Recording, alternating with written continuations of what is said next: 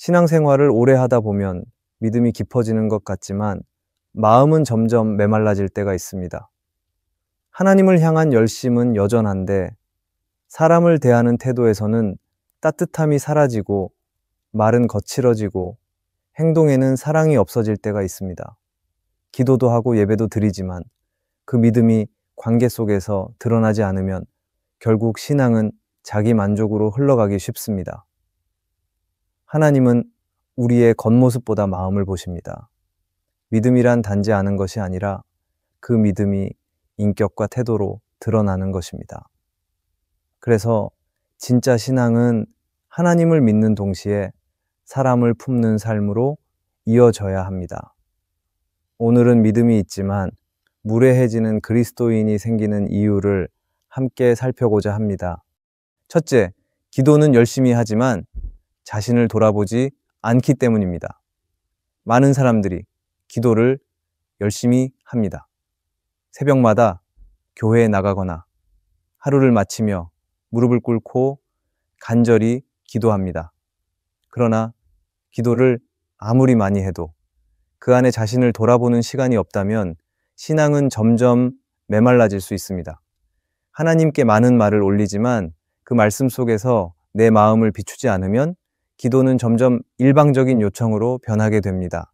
기도는 하나님께 말하는 시간이기도 하지만 동시에 하나님께 내 마음을 보여드리는 시간이기도 합니다. 그러나 우리는 종종 하나님께 말은 많이 하면서 정작 하나님께서 무엇을 말씀하시는지는 듣지 않을 때가 있습니다. 하나님께 무엇을 달라고 요청하기 전에 먼저 내 마음의 상태가 어떤지 살펴보아야 합니다.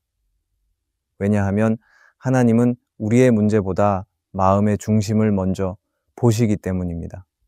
기도는 단순한 소원이 아니라 마음의 고백입니다. 하나님께 무언가를 이루어 달라고 간구할 때 그 안에는 내 뜻이 담겨 있기도 하고 내 욕심이 들어 있기도 합니다. 그래서 하나님은 종종 우리의 기도에 즉시 응답하지 않으십니다. 그 이유는 하나님이 우리를 외면하시기 때문이 아니라 우리의 마음을 먼저 다듬기 원하시기 때문입니다. 하나님께서 침묵하시는 순간은 우리가 우리 자신을 돌아볼 기회가 됩니다. 나는 지금 하나님께 무엇을 구하고 있는가? 그 기도의 중심에는 하나님을 향한 믿음이 있는가? 아니면 내 욕망이 자리 잡고 있는가를 돌아보게 됩니다. 이처럼 기도는 단지 하나님께 나아가는 행위가 아니라 내 내면을 비추는 거울이 되어야 합니다. 다윗은 하나님께 기도할 때 언제나 자신의 마음을 감추지 않았습니다. 그는 두려움과 분노, 슬픔과 기쁨을 모두 하나님께 솔직하게 고백했습니다. 그러나 그 기도의 끝에는 언제나 자신을 돌아보는 마음이 있었습니다. 하나님께서 자신의 길을 살펴주시고 잘못된 길에서 돌이키게 해달라고 간구했습니다. 다윗의 기도는 하나님께 무엇을 얻기 위한 것이 아니라 하나님 앞에서 자신을 바로 세우기 위한 시간이었습니다. 그의 기도는 자신을 변화시키는 시간이었고 그 과정에서 다윗은 점점 하나님 마음에 합한 사람으로 자라갔습니다. 이처럼 진정한 기도는 나의 뜻을 관철시키는 것이 아니라 하나님의 뜻 안에 내 마음을 맞추는 것입니다. 기도하는 사람은 결국 자신을 보게 됩니다. 하나님과 깊이 교제할수록 내 안에 있는 연약함과 교만이 드러납니다. 그래서 참된 기도를 하는 사람은 점점 부드러워지고 다른 사람을 향한 시선이 따뜻해집니다. 그러나 자신을 돌아보지 않는 기도는 오히려 교만을 키웁니다. 내가 하나님께 이렇게 많이 기도했으니 하나님께서 내 뜻을 들어주셔야 한다는 마음이 생기면 신앙은 점점 하나님 중심이 아니라 자기 중심으로 흘러갑니다. 하나님께서 원하시는 기도는 겸손한 기도입니다. 내 뜻보다 하나님의 뜻을 구하고 내 계획보다 하나님의 계획을 받아들이는 기도입니다. 예수님께서도 늘 하나님 아버지 앞에서 자신을 낮추셨습니다. 겟세마네 동산에서 예수님은 깊은 고통 속에서도 아버지의 뜻에 순종하길 원하셨습니다. 그분의 기도는 자신의 감정을 쏟아내는 것으로 끝나지 않았습니다. 그는 아버지의 뜻이 이루어지기를 구하며 자신의 뜻을 내려놓는 순종의 기도를 드리셨습니다. 예수님의 기도는 완전한 겸손의 모범이었습니다.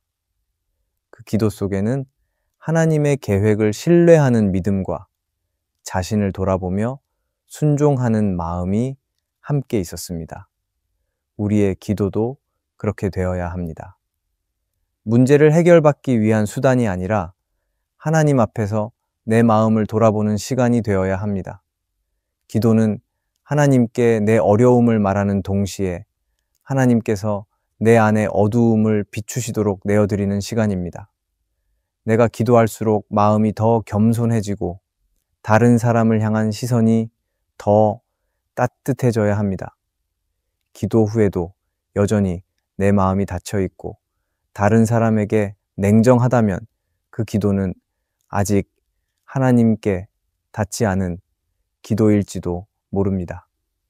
진정한 기도는 내 마음을 비추는 거울과 같습니다. 하나님께 간구하는 동안 나는 점점 나 자신을 보게 되고 내 안의 부족함을 깨닫게 됩니다. 그 깨달음이 있을 때 기도는 단지 말이 아니라 변화가 됩니다. 하나님은 우리의 문제를 해결하기보다 우리의 마음을 새롭게 하시길 원하십니다. 그래서 기도하는 사람은 점점 부드러워지고 다른 사람을 품을 수 있게 됩니다. 오늘 우리의 기도가 그렇게 되길 바랍니다. 하나님께 많은 말을 올리기보다 하나님 앞에서 내 마음을 깊이 돌아보는 시간이 되기를 바랍니다. 그때 하나님은 우리의 기도를 통해 우리 자신을 새롭게 빚어가실 것입니다. 둘째, 교회에서 예배는 열심히 드리지만 삶의 예배가 없기 때문입니다. 많은 사람들은 주일이면 단정한 옷을 입고 교회로 향합니다. 찬양을 부르고 말씀을 듣고 기도로 예배를 드립니다. 그러나 문제는 그 예배가 예배당을 벗어나는 순간 멈춰버릴 때입니다. 하나님께 드린 경건한 마음이 교회 문을 나서면서 사라지고 일상에서는 전혀 다른 모습으로 살아갈 때 예배는 형식으로만 남게 됩니다. 하나님은 우리가 드리는 예배를 받으시지만 그 예배가 우리의 삶 속에서 이어지길 원하십니다. 예배는 한 시간의 행사가 아니라 삶 전체를 통해 드려져야 하는 고백이기 때문입니다. 삶의 예배가 사라진 신앙은 겉모습만 남습니다. 교회 안에서는 겸손하고 부드럽지만 세상 속에서는 거칠고 무뚝뚝할 때가 있습니다. 사람 앞에서는 경건해 보이지만 가족 앞에서는 쉽게 화를 내고 일터에서는 신앙의 흔적이 보이지 않습니다. 이런 모습이 반복되면 신앙은 점점 두 얼굴을 가진 모습이 되고 맙니다. 그러나 하나님은 우리가 드리는 찬양보다 우리의 태도를 보십니다. 손을 높이 들어 예배하는 모습보다 그 손으로 누군가를 돕는 모습을 더 기뻐하십니다. 하나님께 드리는 예배가 진짜라면 그 예배는 반드시 삶으로 이어져야 합니다.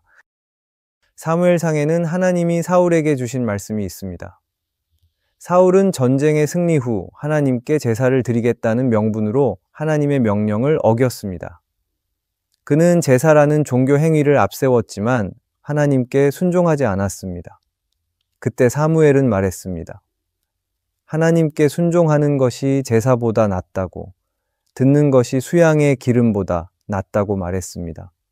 이것은 하나님께서 단순히 예배의 형식보다 그 안에 담긴 순종과 마음을 더 중요하게 여기신다는 뜻입니다. 예배는 제사가 아니라 순종의 마음에서 시작됩니다. 삶의 예배란 매일의 행동과 말, 선택 속에서 하나님을 드러내는 것입니다. 직장에서 정직하게 일하는 태도도 예배가 될 수 있고, 가정에서 사랑으로 가족을 품는 것도 예배가 될 수 있습니다. 누군가에게 따뜻한 말을 건네고 작은 일에도 감사하는 마음을 가지는 것, 그것이 하나님이 기뻐하시는 삶의 예배입니다. 하나님은 우리가 드리는 찬송보다 일상 속에서의 사랑과 온유를 통해 더 큰 영광을 받으십니다. 예배를 드릴 때의 감동은 잠시일 수 있습니다. 그러나 그 감동이 행동으로 이어질 때 예배는 진짜 힘을 가지게 됩니다. 교회 안에서 눈물로 고백한 그 마음이 가정에서도 이어지고 직장에서도 유지될 때 하나님은 그 삶을 통해 영광을 받으십니다. 하나님은 우리가 거창한 일을 하기를 바라지 않으십니다. 대신 작은 일 속에서 진실하게 하나님을 높이길 원하십니다. 예배는 주일 아침뿐 아니라 매일의 삶 속에서도 이어져야 합니다. 예수님은 삶으로 예배하신 분이셨습니다. 그분은 늘 하나님의 뜻을 따라 걸으셨고 사람을 사랑하며 섬기셨습니다. 병든 자를 고치시고 소외된 자를 품으시며 그분의 삶 자체가 예배였습니다. 십자가 앞에서도 그분의 마음은 여전히 아버지께 향해 있었습니다. 예수님은 단 한순간도 하나님을 떠난 적이 없으셨습니다. 그분의 삶 전체가 예배였고 그 예배는 지금까지도 우리에게 남아 있습니다. 우리가 드리는 예배도 그렇게 되어야 합니다. 입술의 찬양으로만 그치는 것이 아니라 행동으로 이어지는 예배가 되어야 합니다. 하나님께 드린 마음이 일상의 언어와 태도 속에서도 나타나야 합니다. 직장에서 성실하게 일하는 것, 약속을 지키는 것, 가족을 향해 부드럽게 말하는 것, 모두 예배의 한 부분이 될 수 있습니다. 하나님은 그런 삶을 통해 기쁨을 받으시고 그 안에서 우리를 통해 세상이 하나님을 보게 하십니다. 예배가 삶과 분리될 때 신앙은 힘을 잃습니다. 그러나 예배가 삶으로 이어질 때 그 신앙은 세상을 밝히는 빛이 됩니다. 우리가 드리는 예배는 찬양과 기도로 끝나는 것이 아니라 월요일의 삶으로 완성됩니다. 하나님께 예배드리는 마음으로 하루를 시작하고 하나님을 기억하는 마음으로 사람을 대할 때 그 모든 순간이 하나님께 드려지는 거룩한 예배가 됩니다. 오늘도 예배당에서 드린 그 마음을 가지고 일상으로 나아가십시오. 그리고 그곳에서 하나님을 예배하십시오. 그때 우리의 삶은 진정한 예배의 향기로 세상 속에 퍼져나갈 것입니다. 셋째, 성경과 기도를 열심히 하여 내 믿음이 좋다고 착각하기 때문입니다. 신앙생활을 하다 보면 말씀을 자주 읽고 기도를 꾸준히 하는 것이 곧 믿음의 깊이라고 생각할 때가 있습니다. 그러나 하나님은 우리가 얼마나 많은 시간을 들였는지를 보시기보다 그 말씀과 기도 속에서 어떤 마음을 품고 있는지를 보십니다. 말씀을 배우는 일은 중요하지만 그 말씀이 내 삶을 변화시키지 못한다면 그것은 지식으로만 남습니다. 기도를 오래 한다고 해서 자동으로 마음이 겸손해지는 것도 아닙니다. 오히려 기도를 많이 했다는 사실이 나를 스스로 의롭다고 느끼게 만들 수 있습니다. 이런 착각은 신앙의 열심을 자랑으로 바꾸고 다른 사람을 판단하게 합니다. 하나님께서 주시는 말씀은 머리로 아는 지식이 아니라 마음으로 받아들이는 진리입니다. 성경을 읽는 목적은 정보를 얻기 위함이 아니라 그 말씀을 통해 하나님을 더 알아가고 닮아가는 데 있습니다. 그런데 말씀을 배우는 일이 목표가 되면 그 안에서 하나님을 만나는 감격이 사라집니다. 말씀은 지식이 아니라 생명이며 기도는 의무가 아니라 교제입니다. 하나님께 드리는 기도는 나의 뜻을 이루기 위한 도구가 아니라 하나님의 뜻 안에 내 마음을 맞추는 시간이어야 합니다. 예수님께서는 사람들에게 기도할 때 보이려 하지 말라고 하셨습니다. 또 말을 많이 해야 들으실 것처럼 기도하지 말라고 하셨습니다. 예수님의 말씀은 기도의 양이 아니라 중심을 강조하신 것입니다. 마음이 없는 기도, 자신을 드러내기 위한 기도는 하나님께 닿지 않습니다. 하나님은 우리가 얼마나 열심히 외쳤는지가 아니라 그 안에 담긴 진심을 보십니다. 누군가는 성경을 매일 읽지만 그 말씀을 남에게 적용합니다. 그러나 성경은 남을 가르치기보다 먼저 나를 비추는 거울이 되어야 합니다. 말씀이 나를 향해 다가올 때 비로소 변화가 시작됩니다. 말씀은 내 안의 교만을 깨뜨리고 나의 고집을 내려놓게 합니다. 그러나 말씀을 단지 판단의 기준으로 삼으면 그 말씀은 나를 바꾸지 못합니다. 오히려 다른 사람을 정죄하는 도구가 될 뿐입니다. 바리새인들은 율법을 철저히 지켰지만 예수님께서 그들을 향해 가장 강하게 책망하셨습니다. 그들은 말씀을 알고 있었지만 그 말씀의 중심인 사랑과 자비를 잃었습니다. 하나님의 뜻을 지키는 것보다 사람들에게 옳다고 인정받는 것을 더 중요하게 여겼습니다. 그래서 그들의 신앙은 겉으로는 완전해 보였지만 속으로는 메말라 있었습니다. 반면 예수님은 율법을 완성하셨습니다. 그분은 단지 말씀을 아신 분이 아니라 그 말씀을 삶으로 살아내신 분이셨습니다. 신앙이 깊어질수록 우리는 더 겸손해져야 합니다. 말씀을 통해 자신을 돌아보고 기도를 통해 자신의 마음을 다듬을 때 믿음은 깊어집니다. 그러나 말씀과 기도가 나를 높이는 도구가 되면 그때부터 신앙은 방향을 잃게 됩니다. 하나님은 우리가 아는 것보다 어떤 사람으로 변화되고 있는지를 보십니다. 참된 신앙은 아는 만큼 사는 것입니다. 믿음이 깊다는 것은 많은 말씀을 외우거나 기도의 횟수가 많은 것이 아닙니다. 오히려 그 말씀과 기도를 통해 다른 사람을 품을 수 있는 마음이 생길 때 그것이 참된 믿음입니다. 말씀을 통해 하나님을 닮고 기도를 통해 하나님의 마음을 배우는 사람이 되어야 합니다. 하나님은 우리의 지식보다 사랑을, 우리의 열심보다 진심을 기뻐하십니다. 그러므로 오늘도 말씀을 가까이 하고 기도를 이어가되 그 안에서 하나님을 닮아가는 사람으로 자라가야 합니다. 말씀을 아는 만큼 더 온유해지고 기도를 드리는 만큼 더 따뜻해져야 합니다. 하나님은 그런 마음을 귀히 여기십니다. 말씀과 기도가 삶 속에서 열매 맺을 때 우리의 믿음은 더 이상 착각이 아니라 진짜 믿음이 됩니다. 하나님께 가까이 가는 길은 머리로 이해하는 것이 아니라 마음으로 순종하는 길입니다. 그렇게 하루하루를 걸어갈 때 우리의 믿음은 진실하고 부드러운 향기로 드러나게 될 것입니다. 넷째, 신앙의 열심은 있지만 예수님을 닮아가려 하지 않기 때문입니다. 많은 사람들은 하나님을 위해 열심히 일하고 교회에서 봉사하고 맡은 일을 최선을 다합니다. 그러나 그 열심이 예수님을 닮아가는 방향으로 흐르지 않을 때 신앙은 점점 메말라집니다. 겉으로 보기에는 충성스러워 보이지만 그 안에는 조급함과 비교, 그리고 자기의가 자리 잡게 됩니다. 하나님은 우리의 활동보다 우리의 마음을 더 중요하게 여기십니다. 예수님을 믿는다는 것은 단지 열심히 사는 것이 아니라 예수님처럼 사는 것입니다. 하지만 우리는 종종 예수님을 따르기보다 예수님의 일을 내 방식으로 하려 할 때가 많습니다.